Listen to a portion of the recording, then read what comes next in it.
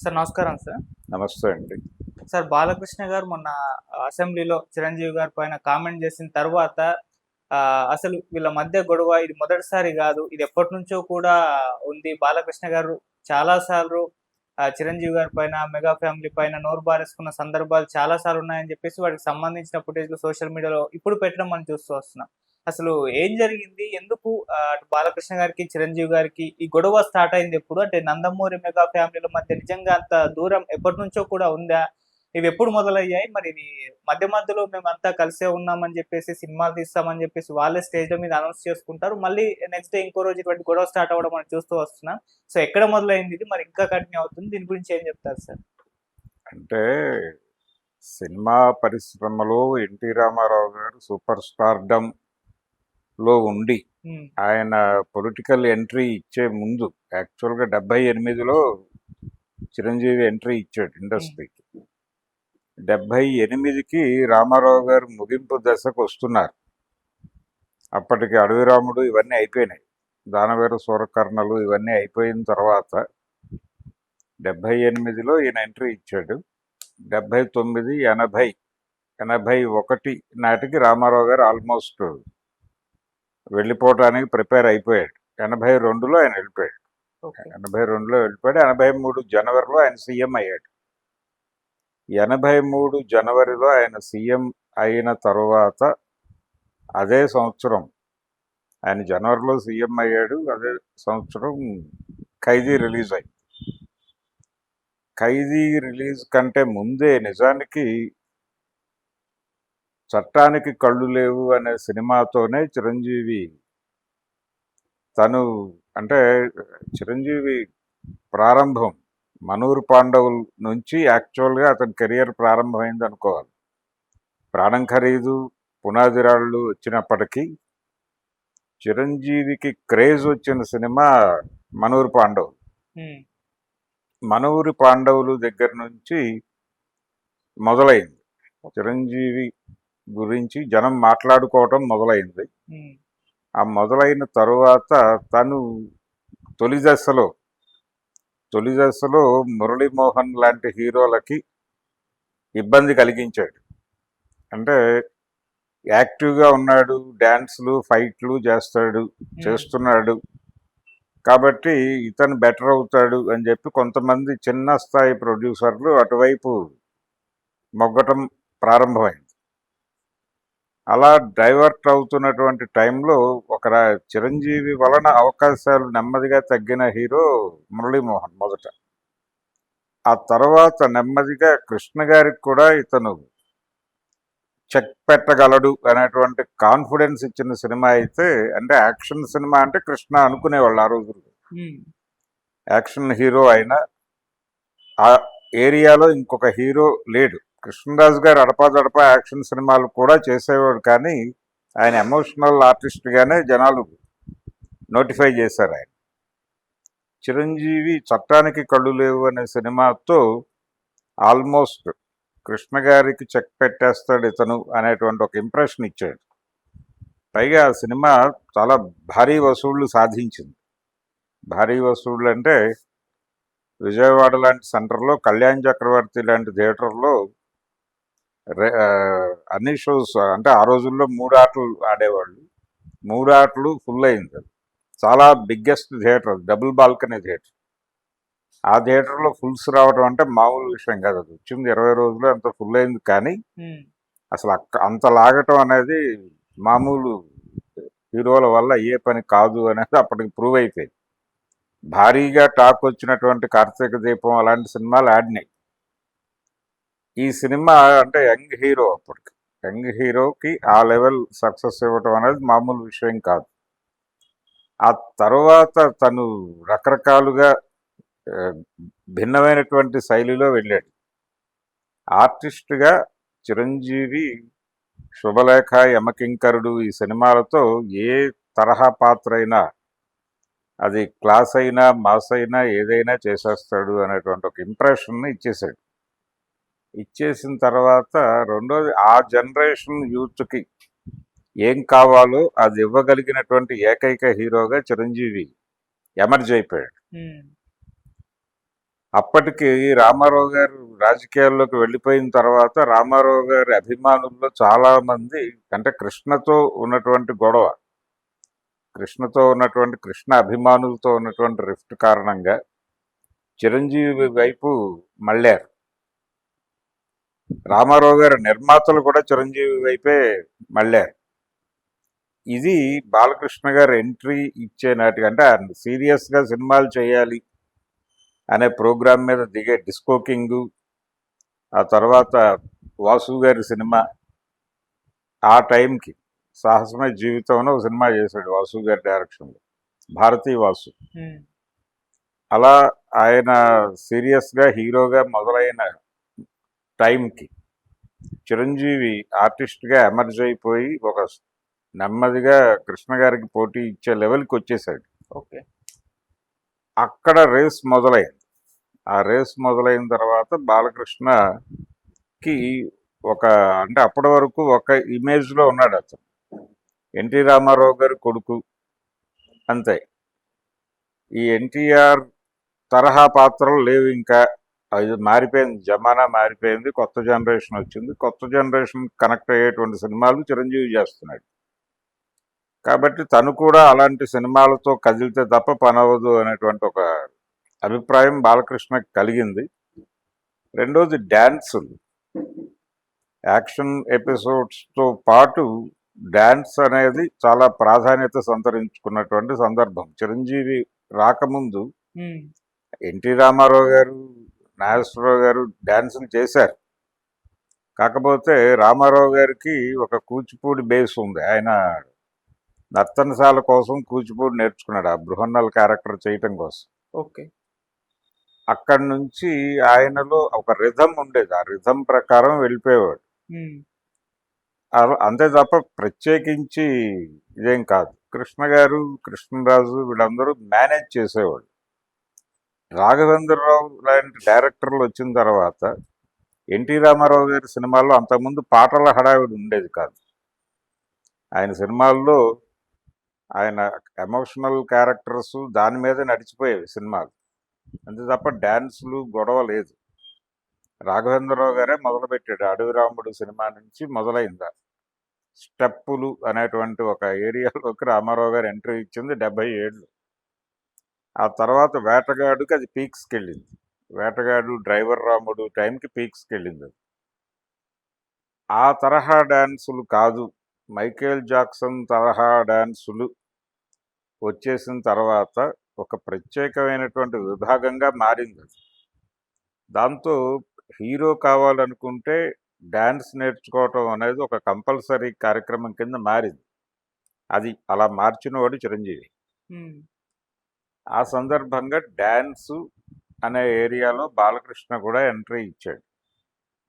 Entry ఇచ్చి తను కూడా నేర్చుకుని ట్రైన్ అయ్యే ఒక అంటే చిరంజీవి లెవెల్లో డ్యాన్స్ చేయాలి అనేటువంటి ఒక పరిస్థితి, ఒక అనివార్యతని ఎదుర్కొని నడిపాడు. కానీ చిరంజీవి తర్వాతే, చిరంజీవి కంటే ముందో లేకపోతే చిరంజీవికి పోటీగానో అనుకునే పరిస్థితి కాదు. అలాగే ఎమోషనల్ సీన్స్, యాక్షన్ సీన్స్ నటుడిగా బాలకృష్ణతో కంపేర్ చేస్తే చిరంజీవి బెటర్ ఆర్టిస్టే. తను ఏదైనా చాలా బాగా చేయగలడు. అలాగే డైలాగ్కి సంబంధించిన సమస్య ఇద్దరికీ ఉంది, కాకపోతే తను కొంచెం బెటర్.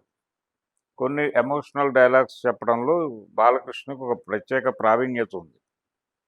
ఇలా పోటాపోటీగా నడిచినప్పటికీ చిరంజీవికి కొంత ఎడ్జ్ ఉంది. రెండోది సీనియారిటీ ఉంది.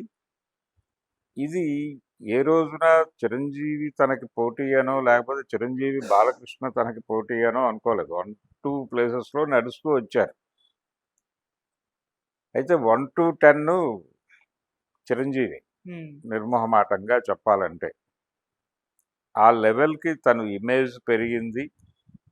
తన అంటే ఏదైనా ఎలాగైనా చేయగలడు అనేటువంటి ఒక కాన్ఫిడెన్స్. రెండోది జడ్జిమెంట్ ఉంది చిరంజీవి దగ్గర. అది చాలామంది డిస్ట్రిబ్యూటర్లు చెప్తారు.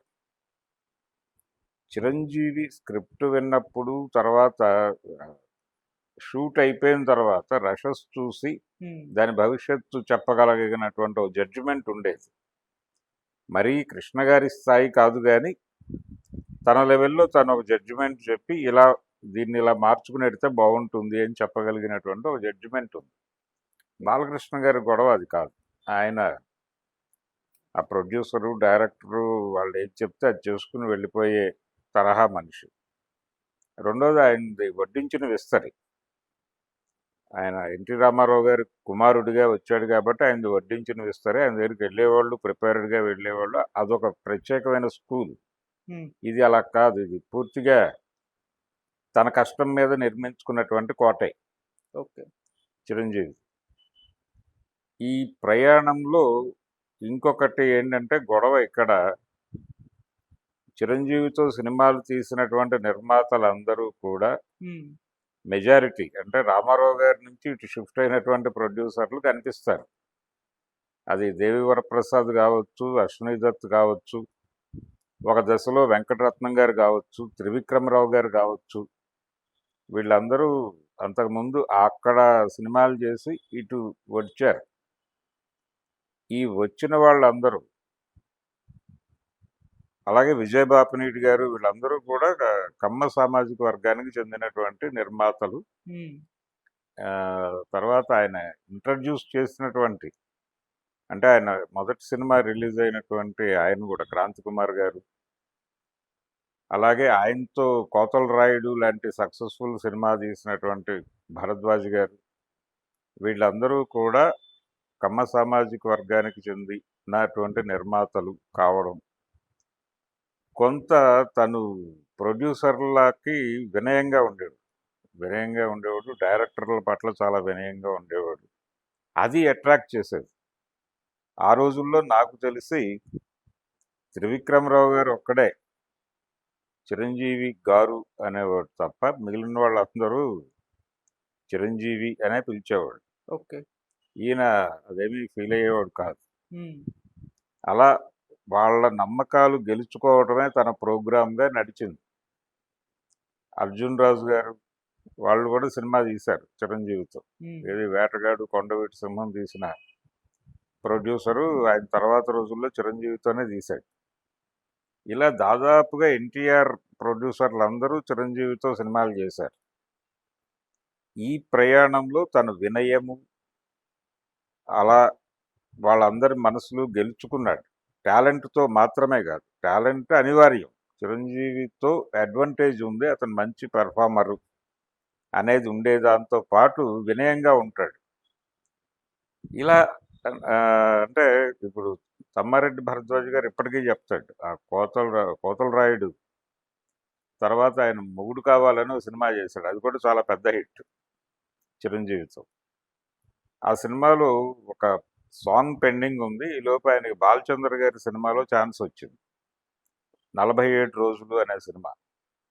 అది పారిస్లో షూట్. అక్కడికి వెళ్ళాలంటే ఆయన ఆల్రెడీ బాలచందర్ గారు చండశాసనుడు. ఆయన షెడ్యూల్ వేసిన తర్వాత దాన్ని మార్చటం, దీనికోసం ఇంకొక డేట్ ఇవ్వటం ఇలాంటివి ఉండవు. ఆయన మాటే శాసనం లాగా ఉండేది. ఆయన ఒక డేట్ చెప్పేశాడు వాళ్ళకి, బలాని రోజున మనం ఇక్కడి నుంచి బయలుదేరుతున్నాం అని. అప్పటికి ఇంకా ఒక పాట పెండింగ్ ఉంది ఇక్కడ. ఏంటి పరిస్థితి, నేను వచ్చి అక్కడ షూట్ కంప్లీట్ చేసుకుని వచ్చాక చేయొచ్చు అంటే, లేదు రిలీజ్ పెట్టుకున్నాను అన్నది. అప్పుడు నైట్ కూర్చుని నైట్ అంతా చేసి మార్నింగ్కి ఆ పాట కంప్లీట్ చేసి ఆ రోజు మధ్యాహ్నం నుంచి బయలుదేరి బాలచందర్ గారితో పాటు వెళ్ళిపోయాడు. అంత డెడికేటెడ్గా పనిచేసేవాడు. ఆరోగ్యం సహకరించకపోయినా చేసేవాడు. అది జగదేకురుడు అతిలోక సుందరి ఆ పాట ఉంది కదా, సూపర్ హిట్ సాంగ్, అవును. అబ్బని తీయండి. తీయని దెబ్బ. ఆ పాట టైంలో కూడా ఆయన హెల్త్ బాగాలేదు, కానీ శ్రీదేవి వెళ్ళిపోతుంది. అందుకని పర్వాలేదని చెప్పి ప్రొడ్యూసర్ కోసం మళ్ళీ డేట్స్ ఎప్పుడు ఆవిడ వస్తుందో అప్పుడు మళ్ళీ తన పరిస్థితి ఏంటో తెలియదు, ఉమ్, అందుకని చేసేద్దామని చెప్పి చేసేసాడు. ఈ కోఆపరేషను, ఈ వినయము అవి కూడా ఇతనితో ట్రావెల్ అవడం బెటరు అనుకున్నారు. ఈవెన్ దేవి వరప్రసాద్ గారు కూడా అలాగే అనుకుని చిరంజీవితో ట్రావెల్ అయ్యాడు. ఆయన నందమూరి ఫ్యామిలీ మనిషి అయినప్పటికీ చిరంజీవితో క్యారీ అవటానికి కారణం తను రీజనబుల్గా ఉంటాడు అని. ఇలాంటి ఇలా మనసులు చూరగొనటం ఇలా తను అల్లుకుంటూ వెళ్ళిపోయాడు తన కెరియర్. ఈ ప్రయాణంలో బాలకృష్ణకి ఈ వడ్డించిన విస్తరి కావడంతో తన దగ్గరకు వచ్చిన క్యారెక్టర్లు తనని ఎలివేట్ చేసేటువంటి క్యారెక్టర్లు ఇప్పుడు త్రివిక్రమరావు గారు ప్రత్యేకంగా బాలకృష్ణని ఎలా చూపిస్తే బాగుంటుందో ఆ తరహా స్క్రిప్టులు తయారు చేయించేవాడు ఆయన. ఉమ్, అందుకని లారీ డ్రైవరు, రౌడీ ఇన్స్పెక్టరు ఈ తరహా సినిమాలు హిట్లు ఇచ్చాడు ఆయన. ఓకే. బొబ్బిలి సింహం ఇవి ఆ బ్యానర్లో మంచి సినిమాలు. చిరంజీవితోనూ మంచి సినిమాలు తీశాడు ఆయన, బాలకృష్ణతోనూ మంచి సినిమాలు తీశాడు. ఉమ్, ఇది ఇలా నిర్మాతలు బాలకృష్ణ పట్ల ఒక అనుకూలత ఉండేది చిరంజీవి నిర్మాతలకు కూడా. ఉమ్, చిరంజీవి కూడా బాలకృష్ణతో ఫ్రెండ్లీగా ఉండడానికే ప్రయత్నం చేసేవాడు. ఎందుకంటే తను స్టార్ కిడ్, ఆ ఫ్యామిలీ ఇన్ఫ్లుయెన్స్ ఉంది ఇంకా ఇండస్ట్రీ మీద. ఉమ్, రెండోది కులపరమైనటువంటి దీనిలోకి వస్తే దాదాపుగా వాళ్ళ జెండా ఎగురుతోంది, ఇప్పటికీ ఎగురుతోంది. ఉమ్, ఆ సందర్భంగా కొంచెం అనుకూలంగా ఉండటం మంచిది అని 2-3 మాటలు ఎవరైనా అన్నా కానీ తను భరించేవాడు. ఈ భరించటం అనేది ఎప్పటిదాకా అంటే ఈ మధ్య ఓపెన్ అవుతున్నాడు ఆయన తన సఫరింగ్స్ నుంచి. ఆ రోజుల్లో తను ఎలా ట్రీట్ చేసేవారు అనేది ఈ మధ్య 2-3 సందర్భాల్లో ఓపెన్ అయ్యాడు చిరంజీవి. అప్పటి వరకు ఎప్పుడూ ఓపెన్ కాల. కానీ సఫికేషన్ ఉంది. తను చేయాల్సిన సందర్భాలు, తను చేయాల్సినటువంటి సినిమాలు కూడా ఆయన చేయలే. ఏది వీళ్ళు ఏమన్నా అనుకుంటారేమో అని. ఉమ్, అంటే వంగవీటి రంగా గారు చైతన్య రథం అని ఒక సినిమా తీశాడు భానుచందర్ హీరోగా. ఉమ్, యాక్చువల్గా ఆ సినిమాలో చిరంజీవితో చేయిద్దామని అనుకున్నాడు ఆయన. అంటే ఒక క్యాస్ట్ ఓరియంటేషన్లో. యాక్చువల్గా రామారావు గారి అభిమాని, ఓకే. రాధా గారు కూడా రామారావు గారి అభిమాని. ఈ దేవినేని బ్రదర్స్ కృష్ణ గారి అభిమానులు, రంగా అందుకో రామారావు గారి అభిమానులు. తీరా పార్టీ పెట్టేసరికి ఆయన పార్టీ పెట్టినప్పుడు దేవినేని వాళ్ళు అక్కడ చేరారు, ఈయనేమో కాంగ్రెస్లోకి వెళ్లాల్సి వచ్చింది. ఉమ్, ఆ చైతన్య రథం సినిమా చేస్తే అంటే రంగాతో అసోసియేషన్ అనేది బహిరంగంగా చెప్తే వీళ్ళు హర్ట్ అవుతారేమో అని చెప్పి తన్ని తాను కంట్రోల్ చేసుకుని వద్దులే బ్రదర్, మీరు ఇంకెవరితోనైనా వెళ్ళండి అని చెప్తే ఆయన భానుచందర్తో చేసుకున్నాడు ఆ సినిమా. ఉమ్, అలాగే రంగా హత్య జరిగినప్పుడు దాసరి గారు వెళ్ళాడు అక్కడ ఇండస్ట్రీ నుంచి కదిలినప్పుడు తనతో పాటు చిరంజీవిని కూడా తీసుకెళ్లాలనేది అనుకున్నాడు. కానీ ఈయన వెళ్ళాలనిపించినప్పటికీ కదలలేని కండిషను, వీళ్ళు హర్ట్ అవుతారని ఆయన కామ్గా ఉండిపోయాడు అలా. ఓకే. ఇలా చాలా సందర్భాల్లో తన్ని తాను కంట్రోల్ చేసుకుంటూనే నడిచాడు ఉమ్, చిరంజీవి. సఫికేట్ అవుతూనే తన కెరియర్ మీద దృష్టి పెట్టి నడిచినటువంటి సందర్భం. ఈయనది అలా కాదు, బాలకృష్ణది గొడవ వేరు. ఇది క్రమంగా ఎలా తయారైందంటే ఒక దశకు వచ్చేసరికి మేము చాలా ప్రత్యేకమని ఆయన ఫీల్ అయ్యేటువంటి కండిషన్ వచ్చేసింది ఉమ్, బాలకృష్ణ. ఆ కండిషన్ వచ్చేసిన సందర్భంలో వీళ్ళు ఈ సఫికేషన్ నడుస్తూనే ఉండేది. ఈవెన్ ఇప్పుడు మొన్న జరిగినటువంటి ఇన్సిడెంట్లో కీలకమైనటువంటి వీళ్ళు జగన్మోహన్ రెడ్డి దగ్గరికి వెళ్ళారు అనేది కదా గొడవ. ఉమ్, ఆ సందర్భంగా బాలకృష్ణ గారు ఒక ఇంటర్వ్యూ ఇచ్చాడు ఏదో ఛానల్కి.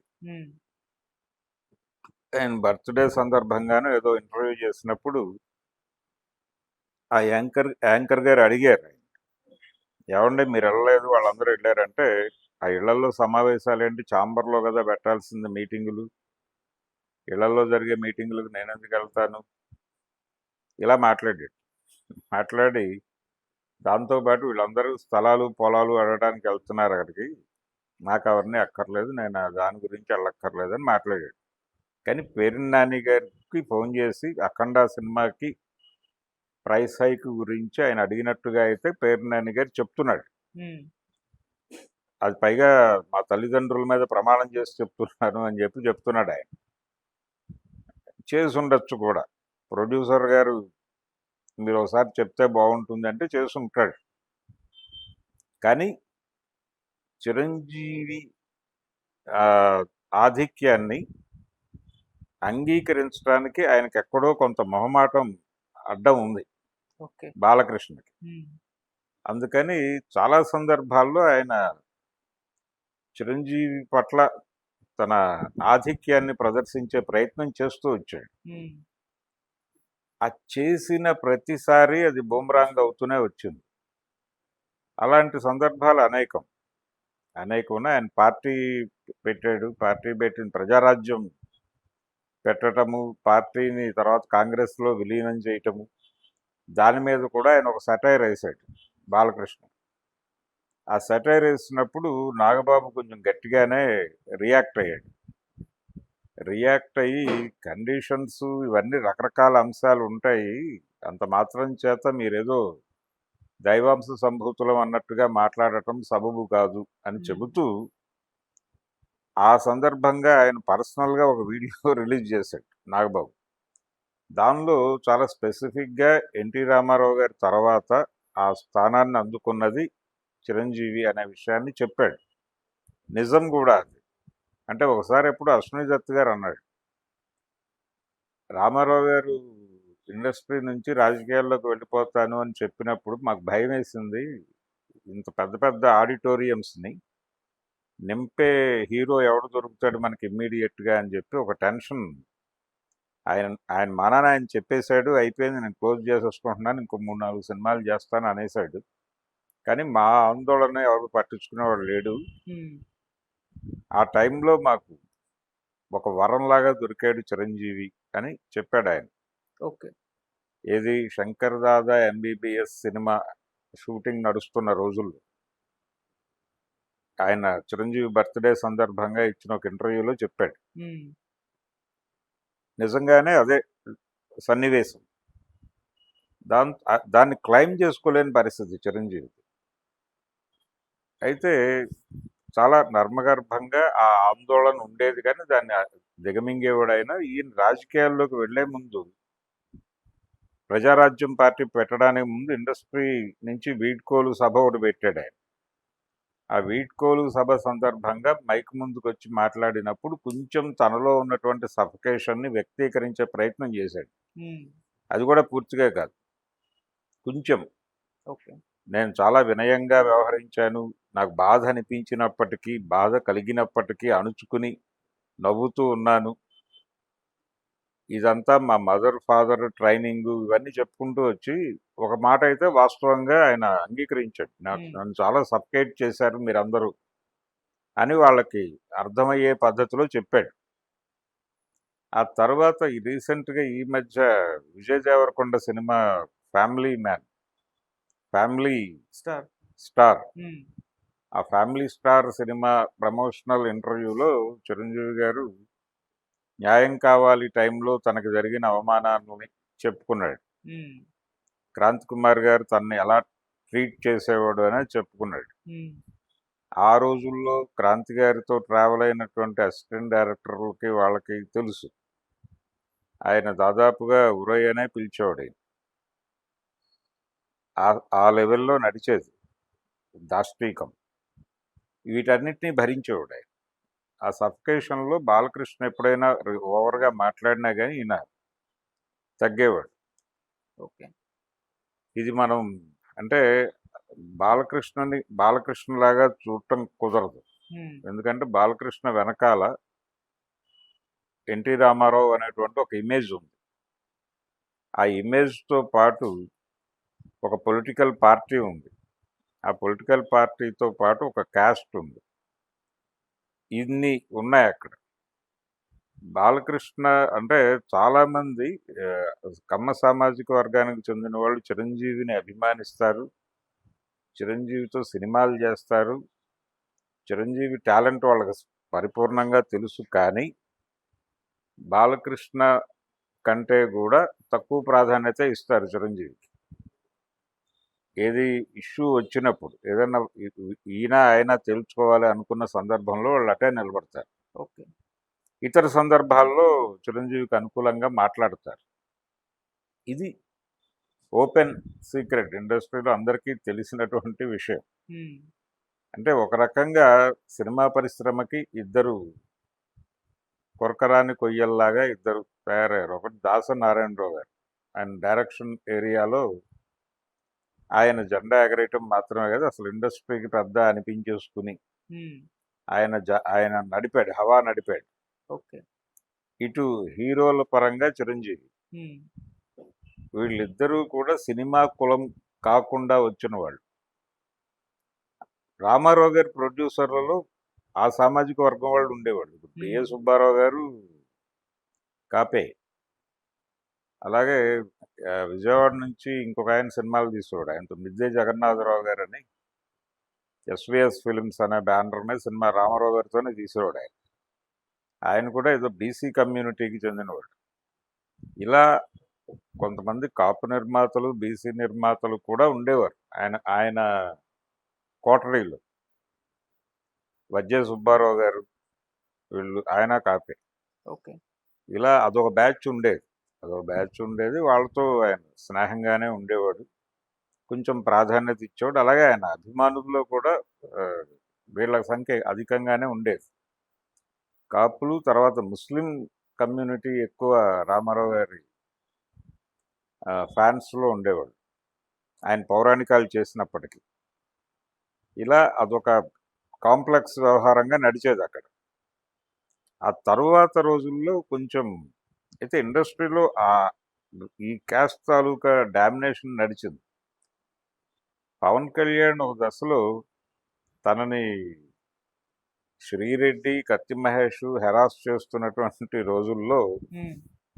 తను కొంచెం హర్ట్ అయ్యి చాంబర్ మీద దండయాత్ర చేశాడు. ఆ దండయాత్ర ఉద్దేశం ఏంటంటే, ఇండస్ట్రీలో క్రౌడ్ పుల్లర్స్ మా ఫ్యామిలీ నుంచే ఉన్నారు.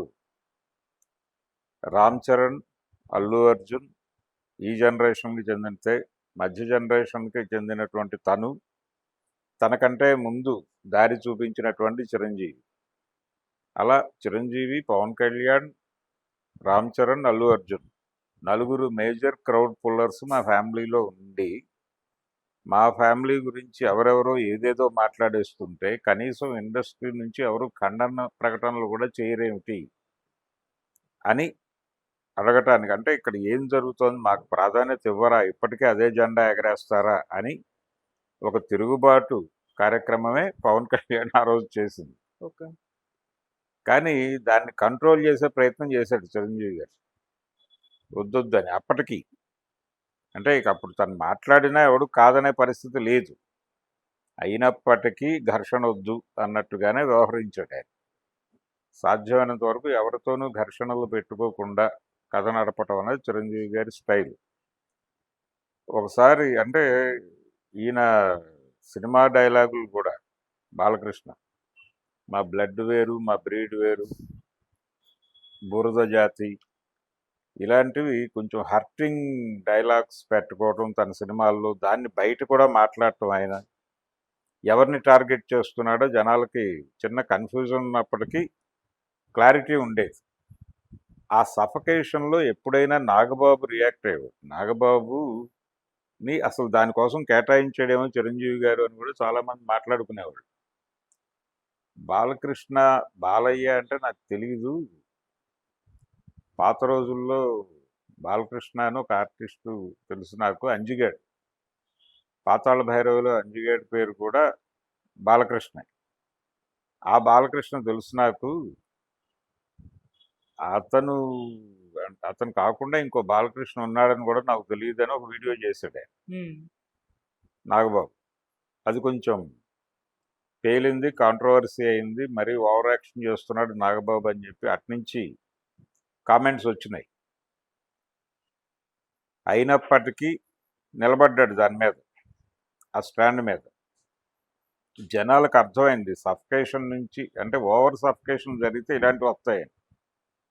అలా ఆ సఫకేషన్స్ నడిపి బాలకృష్ణ ఘర్షణ పడ్డాడు. కానీ వీళ్ళెప్పుడు బాలకృష్ణతో గొడవ పడటం అనే కార్యక్రమం ఎప్పుడూ పెట్టుకోలేదు. చిరంజీవి చాలా సందర్భాల్లో ఎక్స్‌క్యూజ్ చేస్తూనే వెళ్ళాడు. పర్టిక్యులర్‌గా బాలకృష్ణ. హ్మ్. పర్టిక్యులర్‌గా బాలకృష్ణ అని ఎందుకంటున్నానంటే ఆ మధ్య అదే వీళ్ళు స్థలాల కోసం వెళ్ళారు జగన్మోహన్ రెడ్డికి దగ్గరికి అన్నప్పుడు కూడా ఆ విషయం చిరంజీవి దగ్గర ప్రస్తావనకొచ్చినప్పుడు బాలకృష్ణ మాటలు పట్టించుకోనక్కర్లేదు. తనది చిన్న పిల్లవాడి మనస్తత్వం వదిలేయండి అన్నాడు. అలాగే రామ్ చరణ్‌తో చిన్న రిఫ్ట్ అయింది. రామ్ చరణ్ చేసినటువంటి ఒక స్టేట్మెంట్ మీద ఆయన ఏదో కాంట్రవర్సీ చేశాడు బాలకృష్ణ. చేసినప్పుడు కూడా చిరంజీవి గారి దగ్గరికి అది వెళ్ళినప్పుడు ఆయన అబ్బబ్బే అదేం లేదు. ఆయన ఆయన జ్ఞాని, ఆయన సర్వజ్ఞుడు అన్న పద్ధతిలోనే మాట్లాడాడు. అంతే తప్ప డిస్టర్బ్ చేయటమో, బాలకృష్ణ ఇలా మాట్లాడటం ఏమిటి అనటమో చేయలా. ఆ గౌరవం ఇస్తూనే వచ్చాడు. ఇప్పటికీ ఇస్తున్నాడు ఆయన. హ్మ్. మొన్న ప్రకటనలో కూడా బాలకృష్ణని ఆయన ఏం తప్పుపట్టల. నా ప్రస్తావన వచ్చింది కాబట్టి జరిగింది చెప్పడానికి చెప్తున్నాను అన్నాడు తప్ప తనని రెడిక్యూల్ చేస్తూ మాట్లాడాడు అనేది కూడా ఆయన అనలా. ఆ ప్రకటనలో ఎక్కడా కూడా ఆయన గీత దాటలేదు. తన ఆవేదన వ్యక్తం చేశాడు తప్ప గీత దాటల.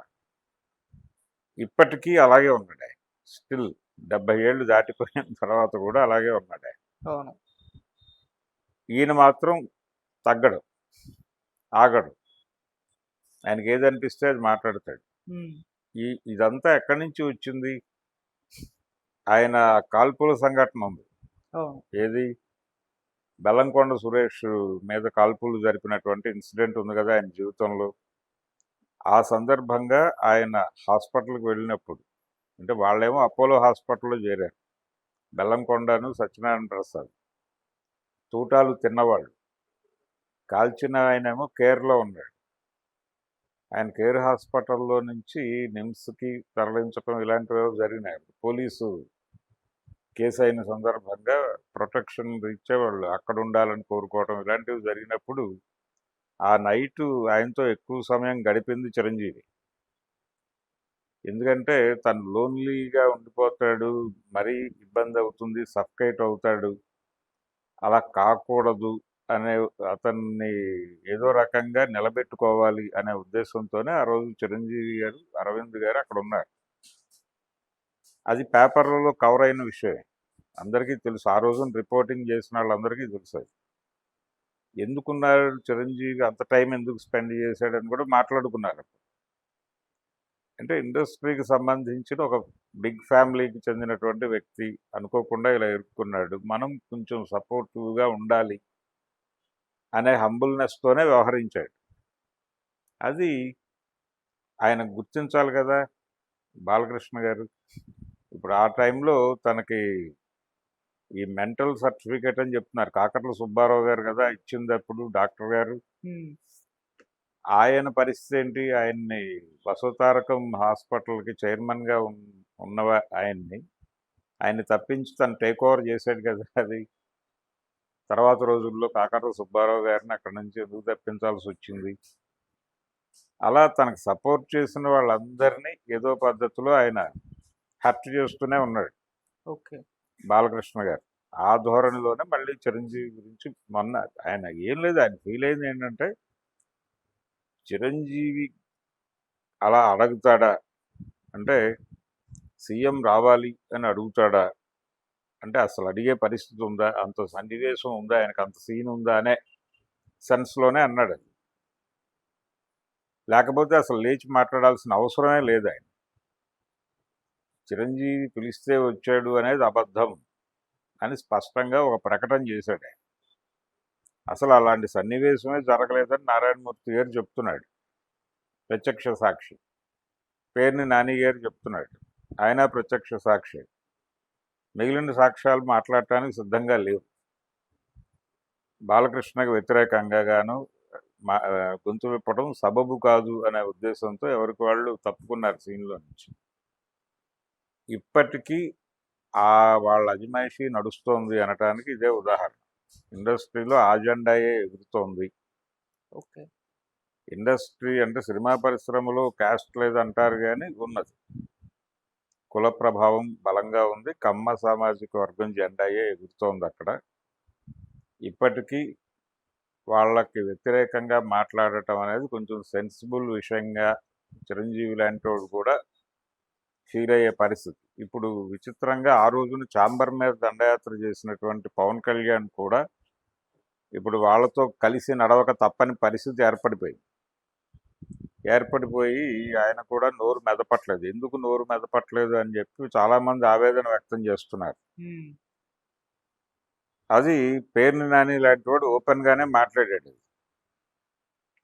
మా నాయకుడు మీ మీ జేబులో ఉన్నాడు, మేమేం మాట్లాడగలం అన్నాడు టీవీ9 ఇంటర్వ్యూలో.